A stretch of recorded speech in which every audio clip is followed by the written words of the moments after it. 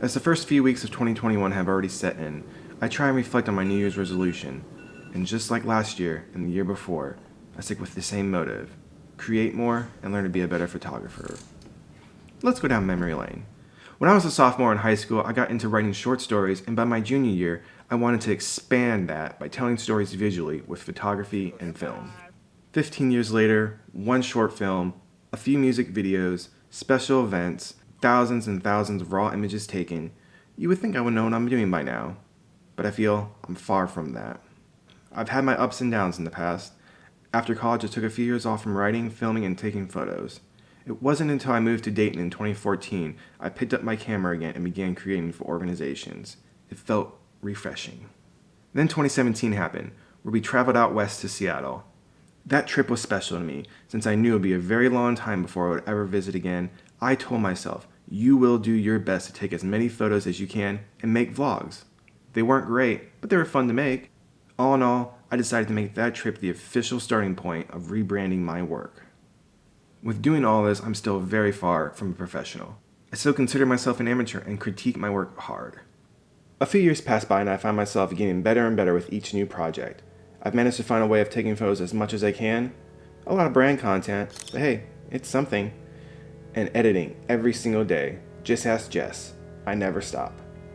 It's every single day. I continue to watch more and more creators on YouTube, slowly learning as each second passes by.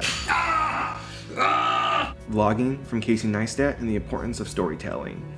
Jesse Driftwood with fun video techniques and improving my Instagram stories. Jeremy Cohen with getting every drop out of street photography even during quarantine. Lastly, Peter McKinnon and Benjamin Hartman. Over the last few years, these two have been a big influence on wanting to improve my photography and filmmaking, with increasing my desire to travel and see new places. Recently, too, I've been purchasing a few of their prints so I can have the inspiration as I edit my own photos, in hopes of one day traveling to places like Ireland, Norway, Iceland, or just anywhere. Along with purchasing prints from Jeremy, Peter and Benjamin have shown me the importance of owning prints as well as printing my own work. Last summer, I launched my first print sale with the proceeds going to organizations here in Dayton and Columbus. I'm really looking forward to doing more in the future. The one thing that always lingers in the back of my head is the phrase, "It must be nice." It must be nice to be able to travel the world. It must be nice to have the top-notch gear. It must be nice to have a brand deal. It must be nice. Hey, it must be nice. As someone with not a lot of money to spend on travel or gear, this always brings me down, but not anymore. I'm over it. I'm not going to continue to let that overtake and draw me away from what the purpose of all of this was. Telling a story. Telling a story of something tasty that quenches your thirst. A story of happiness. A new look, pride, sadness and tragedy, and adventures with family and friends.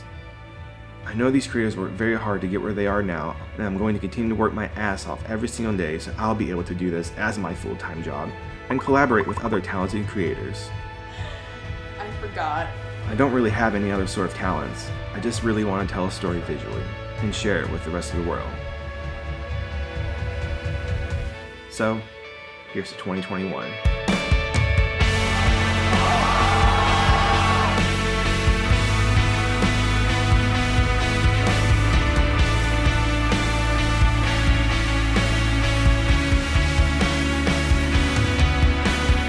Oh my god.